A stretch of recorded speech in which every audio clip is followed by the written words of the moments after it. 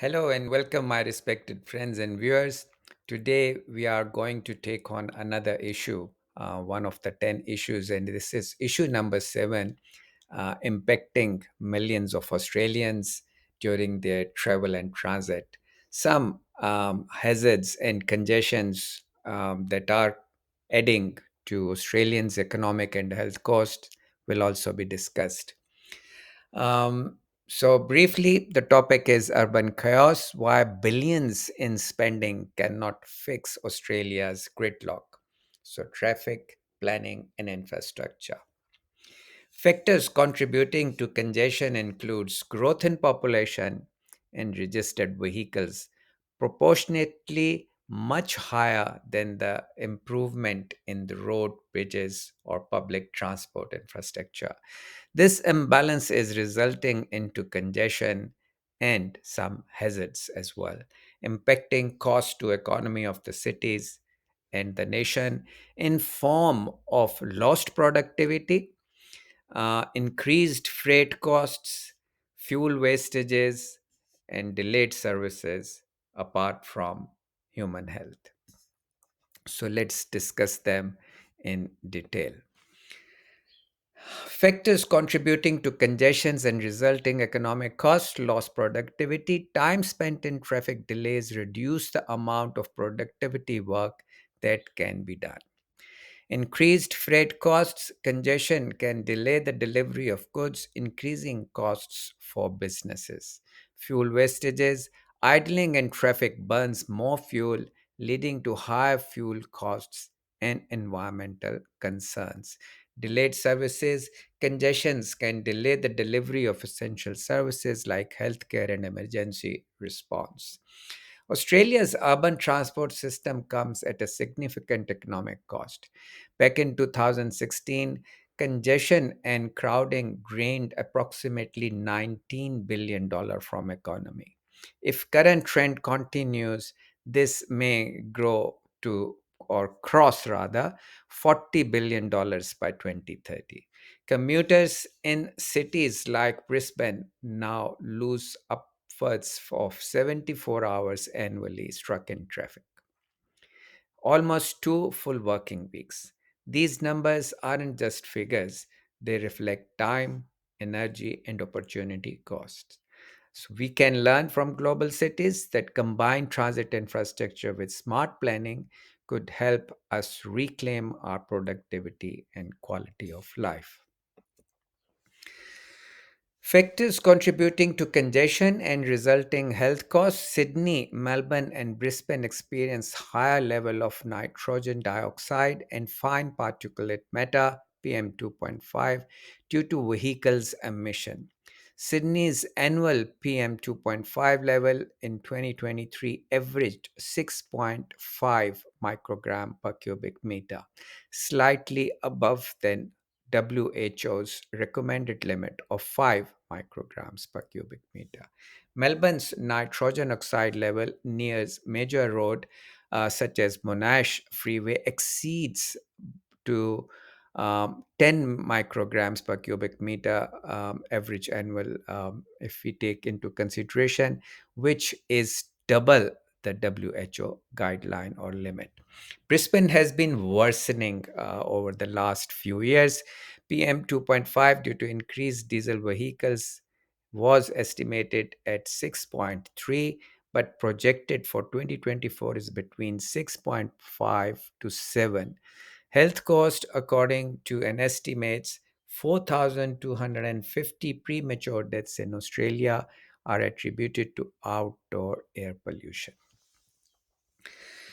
Rising PM 2.5 level is sourced from the Queensland Government Air Quality Report 2023, and the data says in 2021 it was 5.2 microgram per cubic meter. In 2022, it increased from 5.2 to 5.8, and in 2023 to 6.3. And as I just mentioned, you can see on slide, projected for 24 is between 6.5 and 7, so it's an increasing trend. This increasing trend is attributed or mentioned is because of Diesel vehicles, 50% of transport related PM 2.5 emissions. Construction and urban expansion, more dust and machinery emissions. Climate influence, more dry spells, increasing dust storms. And of course, reduced green cover. In 2021, outdoor air pollution in Australia was linked to an estimated 4,250 premature deaths, more than triple the 1,130 deaths that occurred in car accidents that year. Among Australian, 8% of diabetes death, 6% of ischemic heart disease death, and 4% of lung cancer deaths are linked to air pollution. Air pollution is harming the health and well being of Australians to the tune of $6.2 billion per year. Coarse particulate matter PM10 from traffic exhaust was estimated to have prematurely killed between 1,000 and 2,550 Australians in 2018 and contributed to 26,700 other hospitalization, asthma attacks, and disease episodes. Congestion details and resulting economic cost $40 billion year per year is most likely going to be lost to traffic congestion as per Infrastructure Australia 2023. So instead of waiting for 2030, we may be seeing this much loss already. Top bottlenecks: Sydney Parramatta Road average 4.5 hours of delays per week per driver. Annual particulate matter 2.5 is recorded approximately 6.5 micrograms per cubic meter. Nitrogen oxide hotspots are M4 and M5 motorways. Sydney CBD, New South Wales Department of Climate Change 2023 Air Quality Statement. Melbourne Westgate Bridge, 62% increase in peak hours delays since 2019. Nitrogen dioxide level near Monash freeways and CityLink exceeds WHO's limit and is recorded at 10 microgram per cubic meter annual guideline, peaking at 15 to 20 in high traffic zones. Air Quality Report 2023 EPA according to Victoria. Brisbane Bruce Highway, 1.2 million hours are lost annually. Um, I have tried to look into, there are many media reports which are telling the same, that 1.2 million hours lost, but it was hard for me. I have looked into many government and non-government reports, but precisely where this figure came from is not very clear. However, there are mentioned in Bruce Highway Upgrade Program, Queensland Department of Transport Main Road, that approximately million hours are being lost. Productivity trend: average Aussie worker wastes 62 to 74 hours per year in traffic, according to ABS. So Australia's congestion is more than an everyday frustration. $40 billion annual drag on the economy. It is. Roads like Sydney's Parramatta Road, Melbourne's Westgate Bridge, and Brisbane's Bruce Highway are not just traffic points, they are productivity black holes. The average worker loses around 12 to 15 days a year to delays. Infrastructure Australia estimate road congestion and transit crowding costs the economy 19 billion in 2016 and is expected to be more than doubled by 2030 if ignored.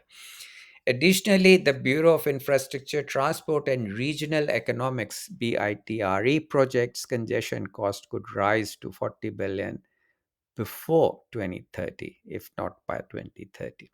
Time lost commutes. Commuters in Brisbane lost approximately 74 hours due to congestion per year.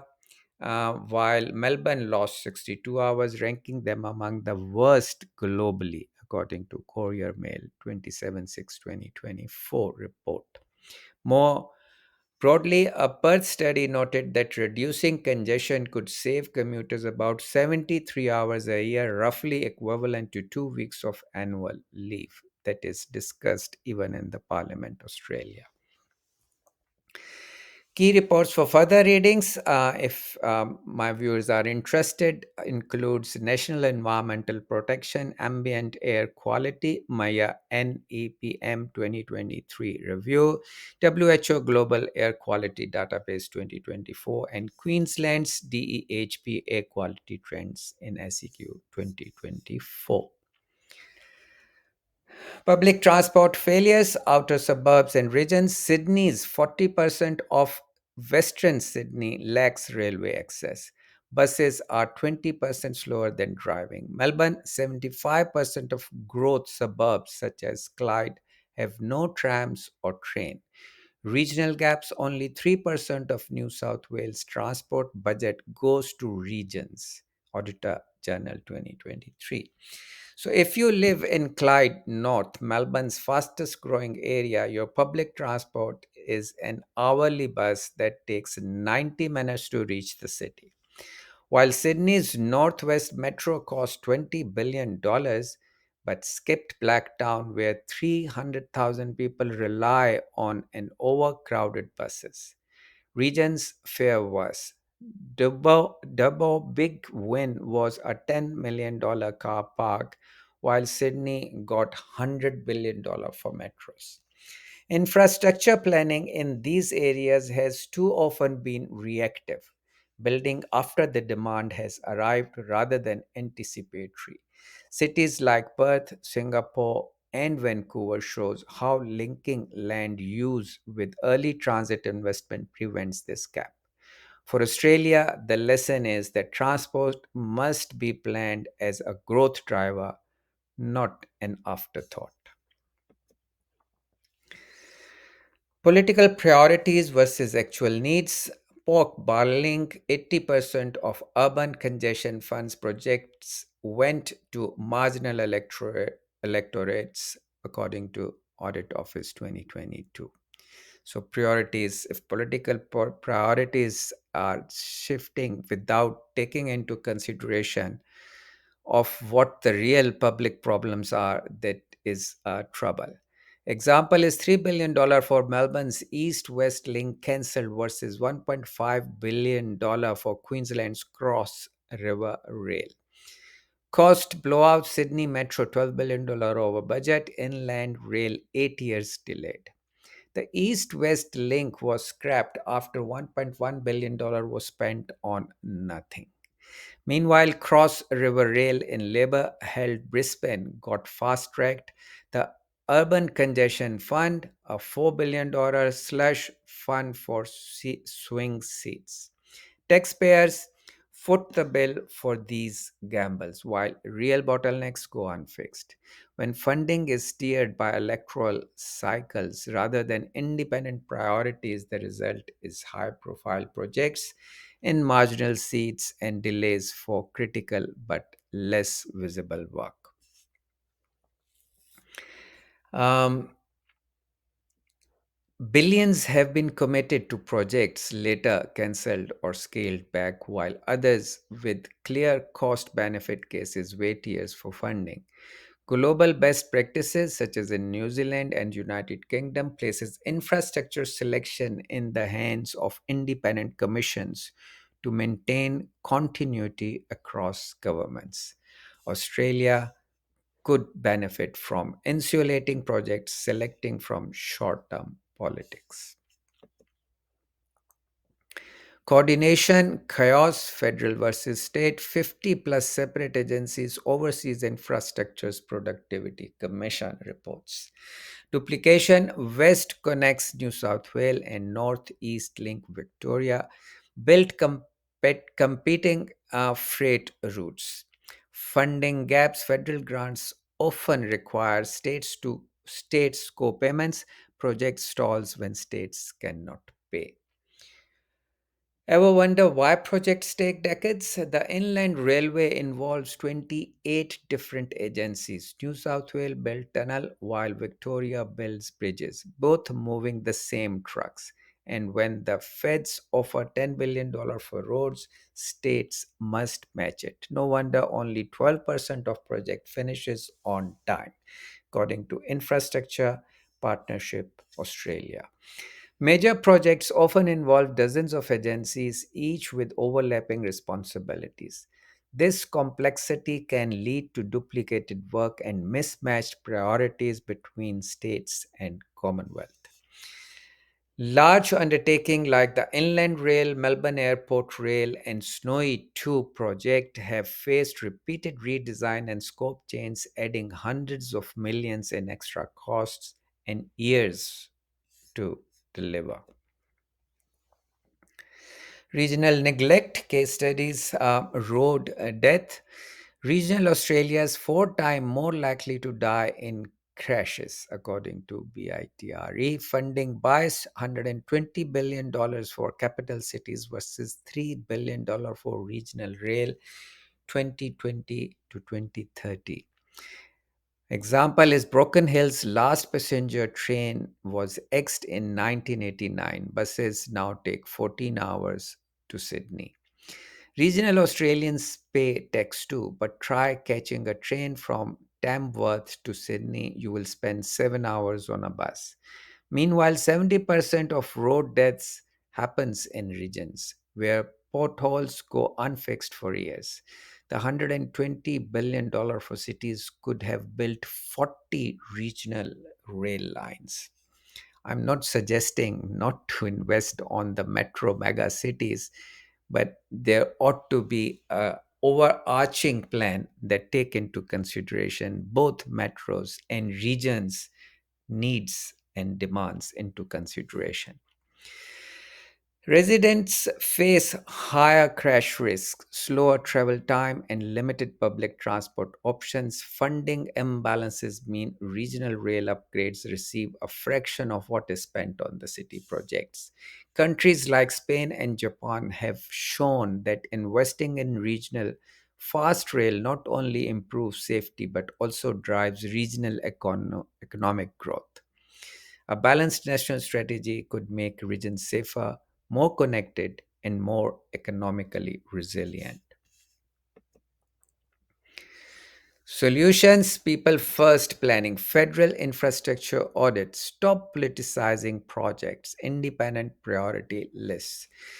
15 minute city density plus transit in suburb Paris model can be introduced. Regional fast rail $50 billion plan like Spain's AVE network could connect Melbourne Sydney by 2035. Density near transit like Parramatta New City Plan cuts car rail lines, and fast rail isn't fantasy. Spain built 3,700 kilometers of it for less than one Sydney metro line. Addressing these bottlenecks requires shifting from reactive spending to evidenced investment. An independent national infrastructure audit could ensure projects are selected for their long term value, not their short term political appeal. Models, sorry, again for my sore throat. Models such as 15-minute city in Paris show how designing suburbs around access to service can reduce reliance on car. A high speed rail, as implemented in Spain, has shown that transformative transport is possible within 2 decades when planning is consistent and funding is committed from the start. Brief case studies. I will point out two more famous or infamous projects, Sydney and Melbourne. Melbourne Airport Rail, 30 years of planning changes, cost disputes, route debates have delayed delivery of a service most comparable city built in under a decade. Sydney M6, a project reduced from a planned 30 kilometer to just 4 kilometer at one of the highest per kilometer cost globally, showing how scope reduction without alternative solution can limit benefits.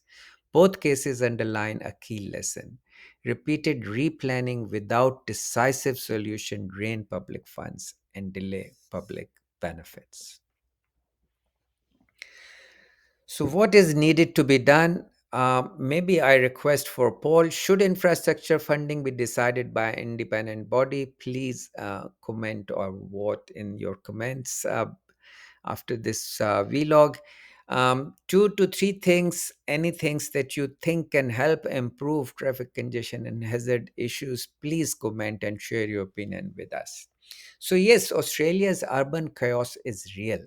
Billions are being spent, yet gridlock persists. Pollution rises, and commuters lose countless hours to congestion. Governments keep pouring money into band aids, half baked road expansions, delayed public transport projects, and reactive policies instead of visionary long term solutions. But it's not all doomed and gloom. Some positive steps are emerging. Brisbane's Cross River Rail slowly is progressing. Sydney's metro expansion promised future relief, and Melbourne's suburban rail loop sorry, suburban rail loop through, though controversial, at least tries to think big.